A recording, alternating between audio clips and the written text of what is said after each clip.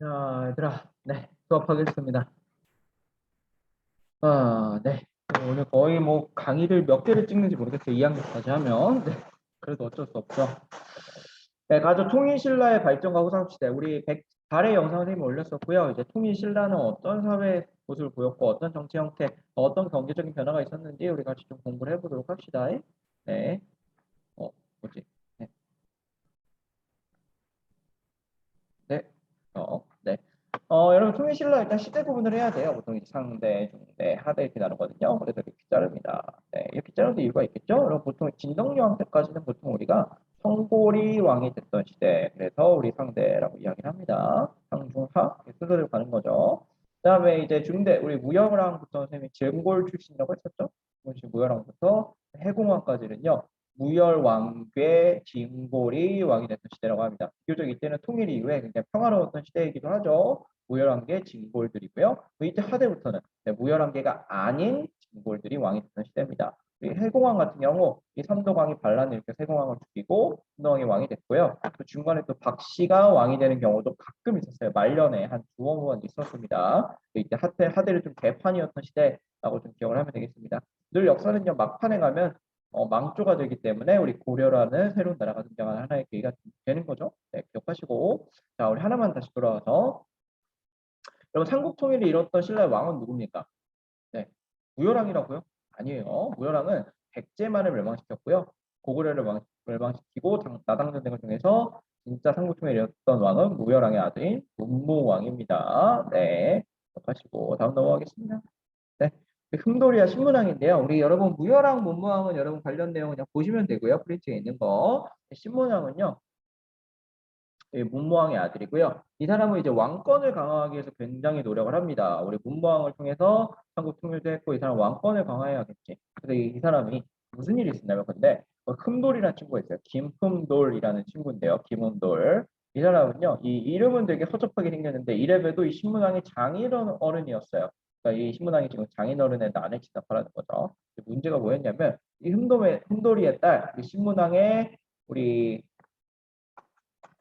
부인이죠, 부인. 그리고 여러분 힘돌이는 참고로 이제 화백회의 대표라고 할 수 있는 귀족 중에 이제 상대 등의 직책이 올랐었거든요. 귀족 중에 가장 높은 직책이죠. 이런 사람이었는데 이 딸이 자식을 못 낳았어요. 그러다 보니까 신문왕과 딸이 굉장히 싸우는 거야. 그걸 보고 흠돌이가 빡친 거지. 그래서 반란을 일으켰습니다. 그랬더니 신문왕이 한 단칼에 그냥 네 딸도 나가고 너도 죽어 이러면서 난을 진압해 버린 거죠. 그걸 통해서 흠돌이를 포함한 귀족 세력들, 신라 귀족 세력들의 힘이 약해지고요. 왕의 권력이 강화되는 하나의 계기가 됩니다. 넘어가서. 자, 우리 형국이 통일이 됐어요. 그럼 이제 뭘 해야 되는지 하나씩 봅시다. 먼저 이제 왕의 권한을 강화를 해야 됩니다. 우리 무열왕 문말을 거쳐서 신문왕 때까지 왕의 권리를 강화하기 위해서요. 우리 신문왕 같은 경우 대표적으로 국학, 나라의 대학이다. 국가가 성립하고요. 집사부라는 것도 있죠, 여러분. 집사부. 집사는 여러분 김요정 도비 생각하면 돼요. 왕의 비서라고 생각하면 되는데 상대 등이나 화백회의의 권한을 낮추고 우리 집사부의 권한을 강화하기 위해서 노력을 합니다. 그다음에 여러분 관료전이 있는데요, 여러분. 관료전 그리고 노급이라는 게 있습니다.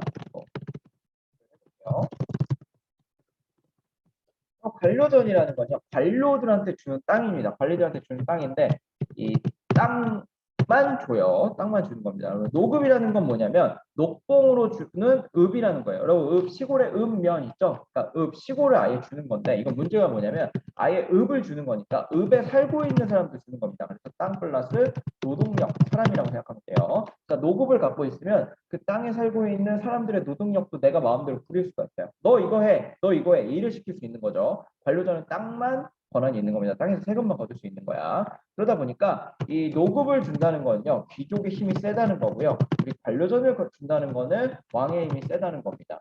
네, 이런 뜻이에요. 그러다 보니까 이 관료전을 준다는 거는 왕의 권한을 강화하는 거죠. 그래서 우리 신문왕 때 관료전을 지급했고요. 이 신문왕 이후에 해공왕의 아빠인 정덕왕 때는 다시 왕의 힘이 약해지면서 네, 이 관료전을 폐지해버리고 노급을 부활하는 그런 결과를 초래하게 됩니다. 그러면서 신라 하대가 펼쳐지고 사회가 개판이 되는 거죠. 두 번째, 일단 통일을 하긴 했는데 이 사람들 남아있죠. 부흥운동도 일으켰었고 그래서 이 사람들을 포용하거나 통제하는 정책이 필요했는데 대표적으로 구조오소경, 구소당 십정인데요. 신라 같은 경우 구조오소경이라는 걸 만들었어요. 그래서 지도가 있으려나? 네, 여러분 다음 걸로 한번 볼까요? 여러분 교과서에도 있는데 신라 보면 여러분 이렇게 표시가 되어 있죠. 뭐 파주, 뭐 이런 거는 이런 건 아니네요. 네, 보시면 여러분 뭐 상준이, 완산준이, 무진준이 뭐 이렇게 신라마다 신라를 9개의 주로 나눠버린 거예요. 그게 바로 구주고요. 여러분 그 교과서에 있는 지도 한번 볼까요? 여기에 해당하는 교과서 페이지가 56페이지부터 58페이지, 61에서 63인데요. 해당 내용을 보시면요. 그 5개의 소경을 우리가 발견할 수 있어요. 구주 오소경, 금관경, 뭐 서원경 뭐 이런 것도 있는데 5개의 작은 수도라 그래서 그 오소경을 만들어 가지고 이 고구려 백제 유민들이 여기 살게 하고요. 또 이 사람들을 감시하기도 했습니다. 오소경을 만들어서 뭔가 그래도 사회를 통제하거나 이렇게 하려는 모습이고요. 고수랑 십장은 군대 이름이에요. 이 구주니까 이 주마다 군대가 하나씩 필요하겠죠. 그래서 이제 지금은 공부하는 서당이라고 하는데 옛날에는 군대였습니다. 9개의 서당, 각 주마다 하나의 서당을 넣고요. 십정이라는 것도 군대 이름인데 이 주마다 하나의 정을 넣어요. 그리고 제일 북쪽에 우리 신라 이렇게 영토에서 가장 북쪽에 한주라는 지역이 있거든요. 여기에만 특별히 적군을 막아야 되니까 2개의 정을 배치합니다. 그러면 8개 플러스 2 해가지고 십정이 되겠죠. 근데 이제 문제가 뭐냐면요. 마지막 사회를 안정시켜야 되잖아. 이제 맨날 전쟁을 했으니까 사람들을 안정시켜서 이제 일자리, 자신의 일에 정착시키게 해야 되겠죠. 근데 신라가 아무것도 이게 나중에 사회 문제를 초래하게 됩니다. 네. 그다음에 여러분 그런 식으로 한번 지금 관련 내용도 한번 체크를 해보세요. 오소경 뭐 이런 것도 체크를 했겠죠. 그다음에 성덕왕이라는 사람이 백성에게 정전을 지급했다라는 내용도 있습니다. 정전. 이게 나름의 사회안정책이라고 할 수 있는데 실제로 모든 백성에게 준 건 아니었습니다. 네, 여러분 이렇게 사회 안정을 위한 노력이 희미하다 보니까 난이 많이 일어나요. 네, 먼저 상층민, 상류층부터 어떤 난을 일으켰는지 한번 볼게요. 상층민 같은 경우 첫 번째 김원창이라는 인물이 있고요. 그다음에 장보고라는 인물이 있습니다. 하나씩 보죠. 김원창이라는 사람은 이 사람은 상대등 출신이고요. 우열왕의 직계 후손이었어요. 여러분 직계 관계가 뭔지 알아? 여러분 그 어휘 업사 단어 길라잡이 보면 직계 관계 있죠. 여러분 직계는 할아버지, 아버지, 나로 이어지는 이렇게 고질 직자, 직선으로 이어져 있는 관계고요. 관계라는 건 퍼져 있는 거야. 예를 들면 할아버지가 있고 아빠가 있고요. 아빠의 동생인 삼촌이 있죠.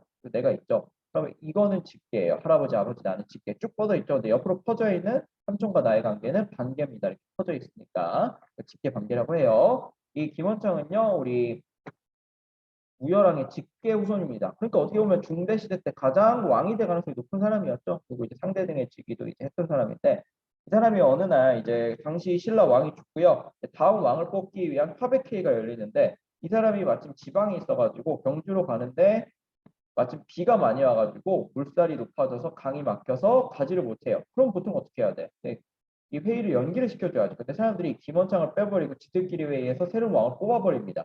그래서 김원창이 빡쳐서 이 웅주, 지금 백제 지역이죠. 백제 유민들과 함께 반란을 일으킵니다. 하지만 진압이 곧 되고요.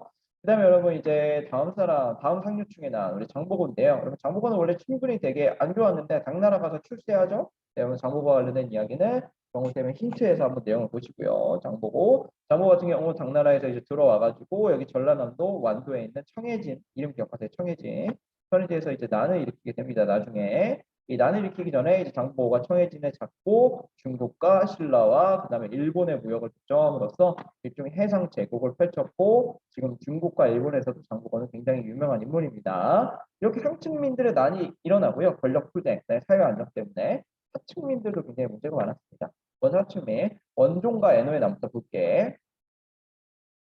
자, 여러분 앞서서 우리 김원창이랑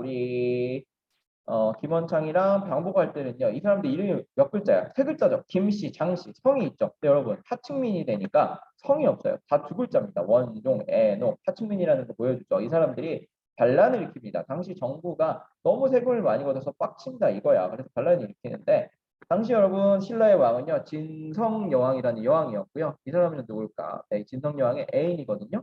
애인이자 진성여왕의 작은 아버지입니다. 각간위용이라는 사람이에요. 상대등이었습니다. 이 사람이랑 둘이 썸타하면서 사회 개판 치는 거예요. 근데 나라를 제대로 못 이루고 세금 많이 걷고 백성 이렇게 귀족들이나 이 신라의 상층민들이 노급을 통해서 사람들을 수탈하니까 이 하층민들이 반란을 일으키는 겁니다. 하지만 결국 실패해요. 하지만 신라 사회가 망하는 하나의 계기가 되죠. 두 번째 하층민이다. 그럼 혹시 빨간 바지 입어봤어요? 그럼 빨간 바지 입으면 참 멋있죠. 우리 빨간 바지 입고 남자친구들 소개팅 많이 나가시기 바랍니다. 잘 되길 바래요. 이 빨간 바지를 입은 이 반란을 일으키는 세력이 있었습니다. 적고적이라는 친구들인데 이 사람들도 먹을 게 없어가지고 나중에 신라 진성여왕 시기에 반란을 일으키기도 합니다. 이렇게 하층민들, 상층민들까지 계속해서 반란을 일으키니까 신라 사회가 종용하게 돼요. 그러면서 당시 이제 대표적으로 반란을 일으켰던 사람들이 이런 사람들이거든요.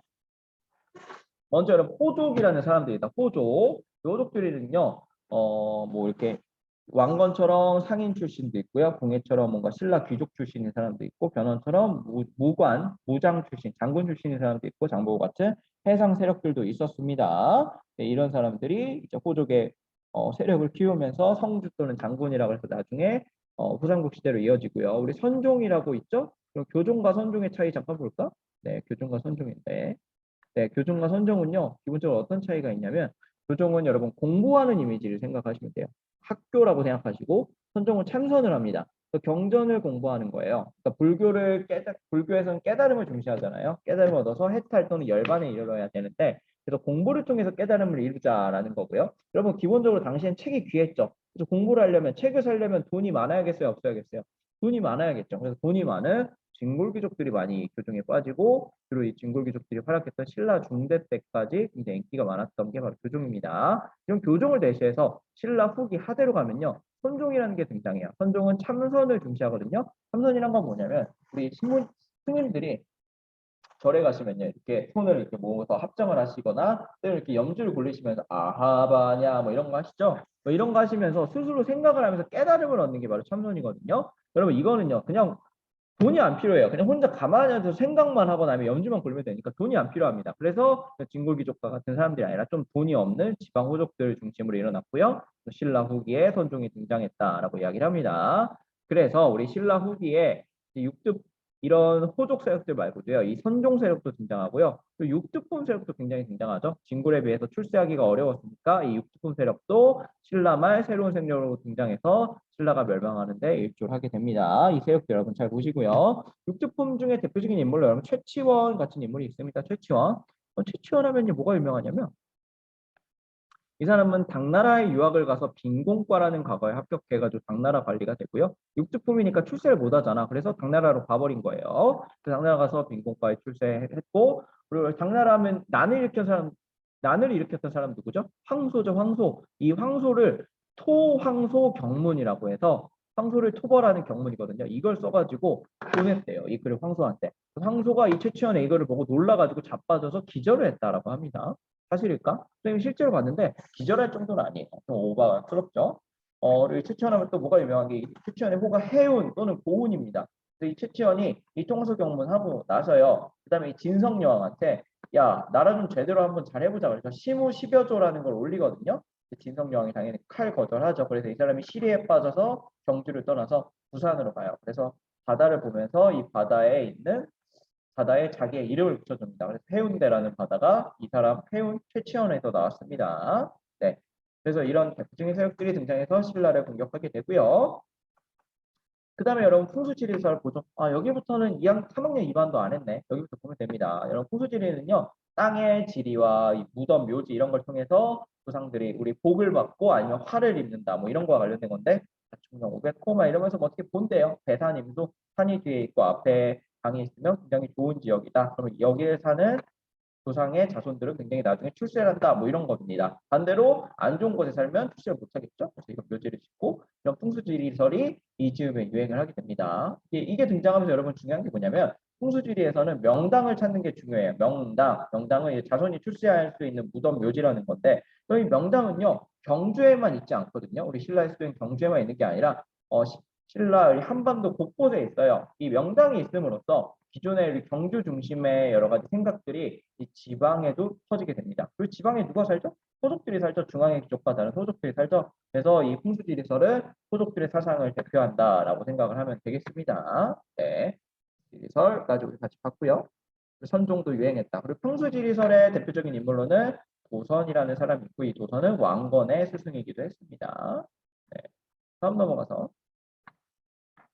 네, 여러분 이제 후삼국 시대가 개막을 하게 됩니다. 후삼국 시대 하면 여러분 대표적인 인물로 고려의 왕건, 고려의 궁예, 후고 고려의 고려, 후고 고려의 궁예, 그다음에 백제, 후백제의 변원이 있다라고 합니다. 여기가 색깔이 좀 다른데요. 왜 그러냐면 중간에 왕건이 이 궁예 밑에 있었던 시기가 있었거든요. 원래 왕건은 궁예 밑에 고려의 장수였다가 나중에 궁예가 물러나고 자기가 차지한 거예요. 이 지역을 왕건이 이 송악에서 이끌고 가가지고 차지합니다. 기습을 해서 여기 차지해서 여기만 고려 땅에 돼 있는 겁니다. 먼저 이제 고려 후백제 신라가 서로 싸웠어요. 그러다가 이 후백제가 견훤이 되게 싸움을 잘하는 애였거든요. 다시 봅시다. 그럼 이제 견훤은요, 이 완산주, 지금의 전주비빔범이 완산주를 수도로 해서 900년에 후백제를 세우고요. 이 궁예가 다음 1년 후에 나도 세워야지 그래서 이 처음에 송악의 이 개성 지역에 고려를 세웠습니다. 하지만 이 궁예가 여기 원래 송악 지역은 왕건의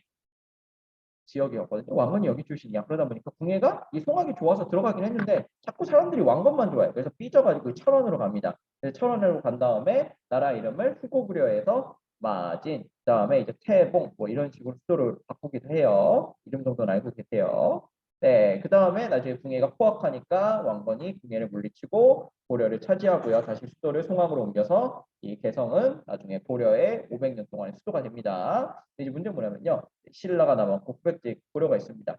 후백제가 먼저 신라를 쳐요. 그래가지고 신라의 견훤이 경주까지 가서 당시 신라의 왕을 죽여버립니다.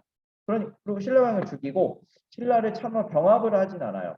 그러니까 신라 사람들이 이제 빡친 거지. 언제든지 후백제가 쳐들어올 수 있잖아. 그래서 무섭잖아요. 신라가 고려의 나라를 자기한테 바칩니다. 그래서 고려야 우리 좀 포함시켜줘. 그래가지고 고려가 신라를 먹고요. 고려랑 후백제가 전쟁을 해가지고 고려가 후백제를 물리치고 고려 왕조가 생기게 됩니다. 네, 여기까지. 네, 여러분 기억하시고요. 여기까지 하겠습니다. 너무 힘드네요. 안녕.